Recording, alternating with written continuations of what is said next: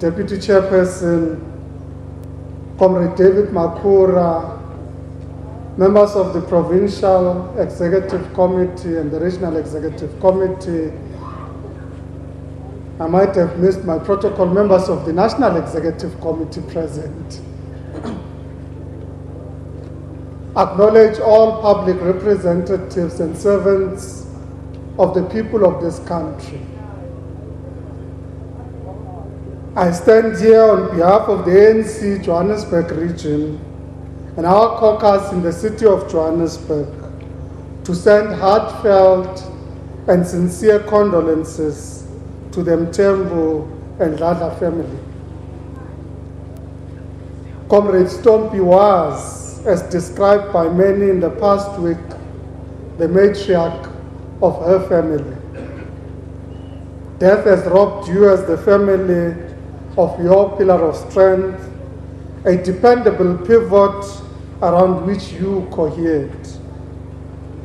We'd also like to thank you for sharing her with us as the African National Congress to use as a tool in the service of the people of our country, both during the times of struggle and the time of building this country. Comrade Nonhlanhla spared no energy, including her last breath, to her first passion, the people of this country, in particular, the poor. She comes from the generation of COSAS, and after its banning, the Soweto Students' Congress that mobilized against the inferior and indoctrinating Bantu education system. She is part of a generation of young people that heeded the call by the ANC to make apartheid South Africa ungovernable and its state institutions unworkable.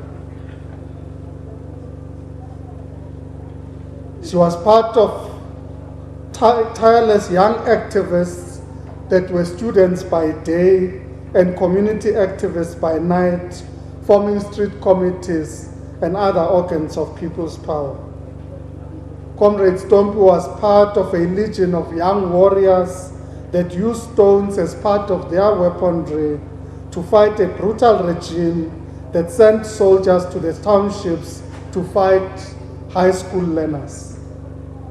Having shared trenches with her in the structures in Zojazem, I can indeed attest that she was a gallant fighter. She fought for the emancipation of the women of this country, having been an activist of the Federation of Transvaal Women and later the ANC Women's League.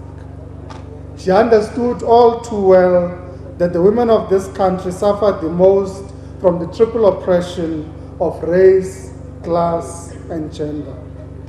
It is therefore with a heavy heart that I rise here to say farewell to our black diamond. Death has robbed the people of Johannesburg, indeed South Africa, of an asset most prized. It is in honor of this activist of the Federation of Transvaal Women and the ANC Women's League that we as the ANC need to stand up on behalf of the women that are under attack in Johannesburg. Allow me to indicate what I'm talking about.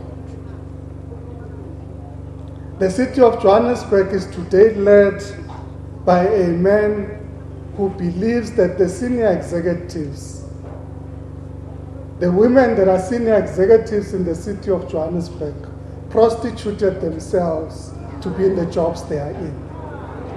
For he says that in fact for them to earn the positions that they are in, they had to sleep with the leadership in the city of Johannesburg.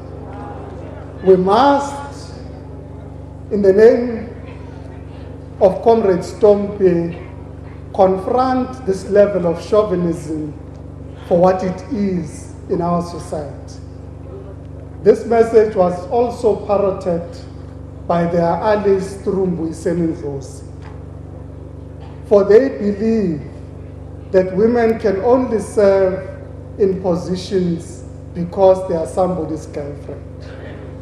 We should not, as South Africans, tolerate this level of gender stereotype in our society.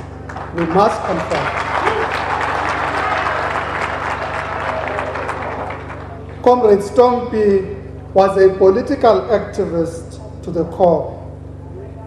She passed away shortly after she refused to be taken to hospital during cancer. She insisted that she be allowed to cast her vote first, but unfortunately, this was not to be. This was exactly the reason why, even after we had just lost our comrade, we decided to soldier on and continue with the elections in honor of Comrade Stompie.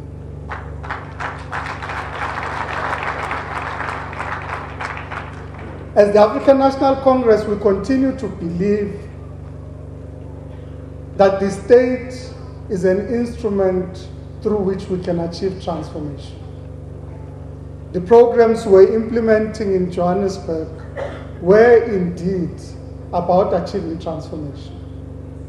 When we developed Jozi at Work as a means through which we deliver services in partnership with the people and in partnership with community-based enterprises, it was about building a closer relationship between government and its people.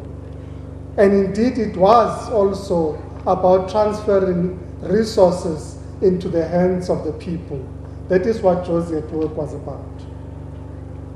When we implemented, for example, a program so dearly loved by our regional secretary, the Jozi Bread Initiative, it was because we understood that we needed to intervene in a sector where oligopolies had come together to actually collude to fix the price of bread, and that the price we pay for bread is inflated because of corruption within the white capitalist system.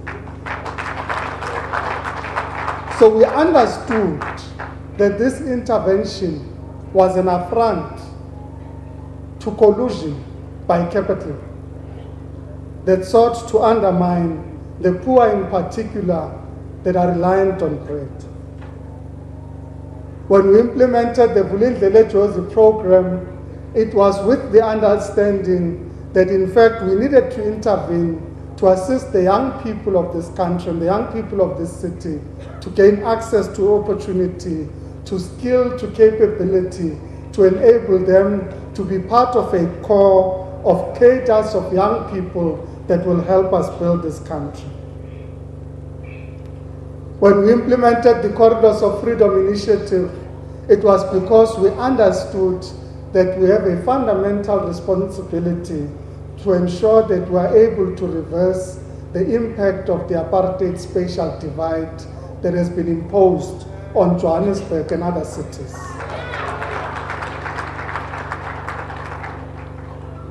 We're not doing these simply because we were in office. We're doing this because we understood that the role of the African National Congress is to use the state as an instrument of transformation. It is this transformation, therefore, that we will continue to defend in the council chambers in Johannesburg. We will go there as councillors of the African National Congress to say to those that have taken leadership in this city that transformation cannot be reversed.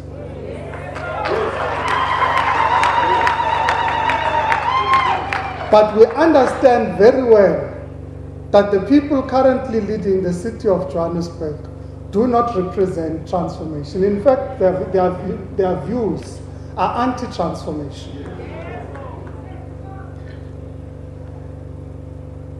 We have had views from the Mayor Herman Mashaba, who says that in fact, if it were up to him, he wouldn't want to be black.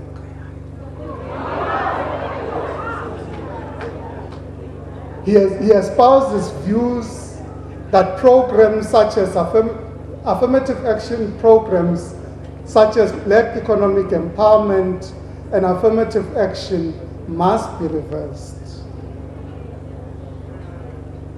He appoints people in his mayoral committee to be responsible for the finances of the city of Johannesburg, who hold the view that the Palestinians are indebted to the Israelites for their resources.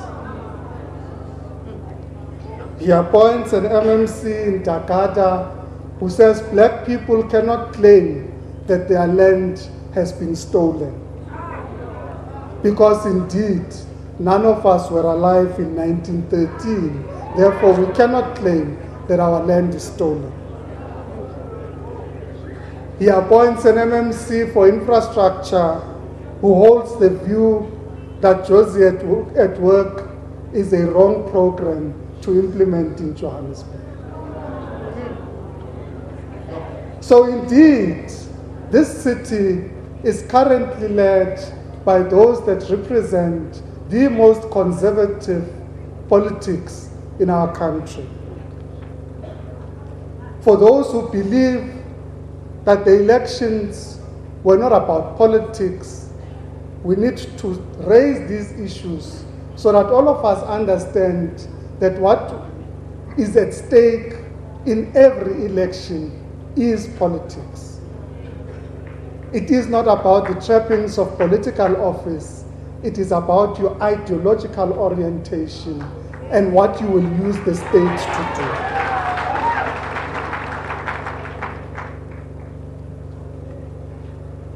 We have therefore decided, as the leadership of the ANC in Johannesburg, that not only are we going to defend these programs, we are going to use all instruments at our disposal to ensure that such reactionary programs and beliefs are reversed.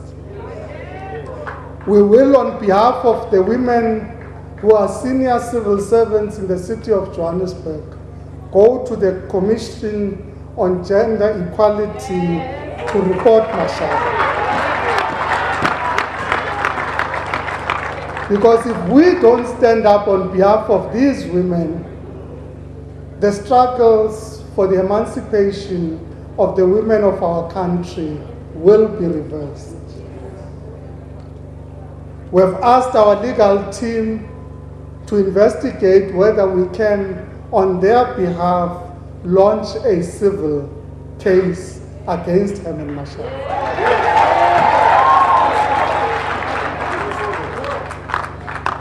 We will also go to the Human Rights Commission. Because in fact, standing up and saying the city is dirty because they are foreigners from Africa is in fact an affront to the people of this continent. We will use our seats in council to represent the people of Johannesburg, understanding that the poorest of the poor elected the ANC as their public representatives. Of the 84% of the 84 wards that have been won by the ANC, those communities that are poorest in our city all voted for the African National Congress. We should and must stand up on their behalf. We should and must stand up on behalf of all the people of this country. And we need to say to the people of this country that we are prepared to serve you in whatever capacity you have put us as the African National Congress. We will continue to serve you because we understand all too well that in fact the task of building a national democratic society that creates prosperity for all has not been achieved. We have a responsibility as the African National Congress to also take into account that we've had significant setbacks in the local government elections of 2016, to a large extent as a result of our own doing as the African National Congress. So we have to go back ourselves as the ANC, introspect, and come back stronger. For we have a duty to this country to come back strong.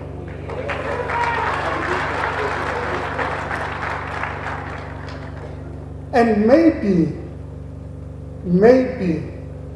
losing Johannesburg, losing Tshwane, losing Nelson Mandela happened at the right time, before we go into the policy conference, before we go into the national conference, because it enables us to understand what is at stake in this country. So whilst it is a setback, maybe it will jolt us in the correct path. I shouldn't say maybe, because it must jolt us in the correct path. We must, as the ANC, confront ineptitude. We must, as the ANC, confront corruption. We must, as the ANC, confront the abuse of state agencies. We must, as the ANC, confront the abuse of state resources, because these resources have been entrusted to the ANC to change the quality of life of the people of this country. If we do not stand up, we risk the gains of our revolution. We risk the advancement of the transformation agenda. And indeed, we risk South Africa itself. Thank you very much.